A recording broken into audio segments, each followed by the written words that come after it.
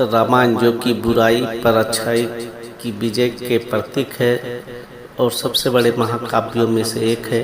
वाल्मीकि जो कि एक डाकू थे, उन्होंने रामायण लिखी थी। यह महाकाव्य की मुख्य कथा भगवान राम पर आधारित है, जिन्होंने अपनी पत्नी सीता को बचाने के लिए राक्षस राजा रावण से युद्ध किया था। रामायण हमें भक्ति, प्रेम, क्रम, धर्म, शौर्य और संबंध का सही अर्थ सिखाती है। महाकाव्य को सबसे पहले भगवान राम के बच्चों को सौंपा गया था। उन्होंने इसे पीढ़ी दर पीढ़ी तक सौंपा, और यदि आप रामायण के साथ अपने छोटे से परिचित की तलाश कर रहे हैं तो यह भगवान राम, सीता, हनुमान और लक्ष्मण की दुनिया में बच्चों की एक झलक देने के लिए कुछ छोटी कहानियाँ हैं। हमें यकीन है कि इन कहानियों को बच्चे जरूर पसंद करेंगे। रामायण की दिलचस्प छोटी कहानियों पर पढ़ें। पहला, एक गिलहरी की कहानी। सीता के हरण के बाद भगवान राम वानर और भालू की इस सेना के साथ समुद्र पर एक पुल बनाना शुरू करते हैं, जो उन्होंने लंका से जोड़ता था। भगवान राम पुल के निर्माण के प्रति अपनी सेना के जुनून, समर्पण और ऊर्जा के स्तर को देखने के लिए विजयी थे। एक छोटी सी गिलहरी अपने मुंह में कंकड़ उठाकर पुल के पास रख रही थी। उसने इसे बार बार और सहजता से किया। तभी एक बंदर ने उसे देखा और उसका मजाक बनाना शुरू कर दिया। यह सुनकर सभी ने उसका मजाक बनाना शुरू कर दिया। गिलहरी के आंखों में आंसू थे। भगवान राम दूर से ही यह सब देख रहे थे। परेशान होकर गिलहरी भगवान राम के पास गई और उनसे सभी के बारे में शिकायत की। भगवान राम ने तब से सेना को दिखाया कि कैसे गिलहरी द्वारा फेंके गए कंकड़ ने दो शिलाखंडों के बीच संबंधक के रूप में काम किया है। यहाँ तक कि उसका योगदान भी सेना के अन्य सदस्यों की तरह मूल्यवान है।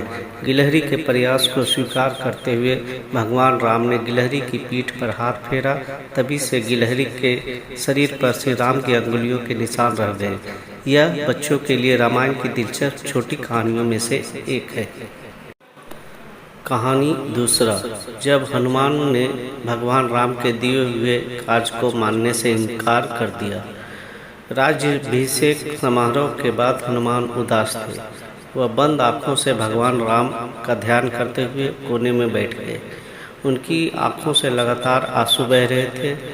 सीता ने देखा, भगवान राम को इसके बारे में सूचित किया। राम ने हनुमान के पास जाकर कहा, मैं तुम्हारी भक्ति और भक्ति के बदले में तुम्हें कुछ नहीं दे सकता। केवल एक चीज़ जो मैं कर सकता हूँ वह आपको अपने साथ बैकुंठ ले जाना है। हनुमान ने पूछा, क्या आप बैकुंठ में मेरे साथ रहोगे? जिस पर भगवान राम ने उत्तर दिया, हाँ, लेकिन राम के रूप में नहीं, बल्कि भगवान महाविष्णु के रूप में।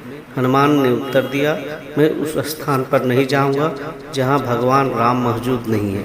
मैं अयोध्या में ही रहूंगा और भगवान राम का ध्यान करता रहूंगा। कहानी तीसरा, शांता की कहानी। भगवान राम की बहन। भगवान राम के जन्म से पहले राजा दशरथ की एक बेटी थी जिसका नाम शांता था। कौशल्या की बड़ी बहन वर्षिणी की कोई संतान नहीं थी। एक बार जब वर्षिणी अपनी बहन से मिलने आई तो उसने झट से अपने बच्चे के लिए कहा। यह सुनकर दशरथ सहमत हो गए। वह अपनी बेटी शांता को गोद ले सकती है। यह माना जाता है कि भगवान राम और उनके अन्य भाइयों को उनकी बहन के बारे में नहीं बताया गया था। कहानी चौथा, रावण के 10 शीशों के पीछे की कहानी। रावण भगवान शिव का भक्त था। शिक्षा प्राप्त करने के बाद रावण ने भगवान शिव को प्रसन्न करने के लिए एक गहन तपस्या की। भगवान शिव को प्रसन्न करने के लिए रावण ने अपने सिर को भी काट दिया। हर बार जब अपना सिर काट लिया तो यह वापस बढ़ गया, जिससे वह अपनी तपस्या जारी रखने में सक्षम हो गया। रावण की इस तपस्या ने शिव को प्रसन्न कर दिया और उन्होंने उसे 10 सिर दिए। और इस तरह वह पृथ्वी पर सबसे शक्तिशाली प्राणियों में से एक बन गया। रावण के 10 सिर, 4 वेद और 6 शास्त्रों का संकेत देते हैं, जिसे रावण को महारत हासिल थी। कहानी 5वां, हनुमान का जन्म। हनुमान भगवान शिव के अवतारों में से एक अंजना को वायु के आशीर्वाद से पैदा हुए थे, जो बाद में हनुमान के पितामह बन गए। जब अंजना अपने पुत्र के लिए भगवान शिव से प्रार्थना कर रही थी, राजा दशरथ भी संतान प्राप्ति के लिए यज्ञ कर रहे थे। उन्हें अग्नि के देवता ने उनकी 3 पत्नियों के लिए पवित्र हलवा का कटोरा दिया। ईश्वरीय आदेश से एक बाज ने कुछ हलवा छीन लिया और वहां गिरा दिया जहां अंजना ध्यान कर रही थी। वायु के देवता ने अंजना के हाथों में मिठाई को पहुंचाया, जिसने उसे खाया, जिसके बाद भगवान हनुमान का जन्म हुआ। कहानी 6, क्या सीता मंदोदरी की बेटी थी? कई विद्वानों का मानना है कि सीता और रावण के बीच पिता पुत्री का संबंध था, परंतु रामायण के सबसे प्रथम वाल्मीकि रामायण में इसका कोई प्रमाण नहीं है। रामायण के कई विषय आज भी शोध का विषय है। प्रभु श्री राम के जीवन पर 120 से अधिक अलग अलग रामायण लिखी जा चुकी है।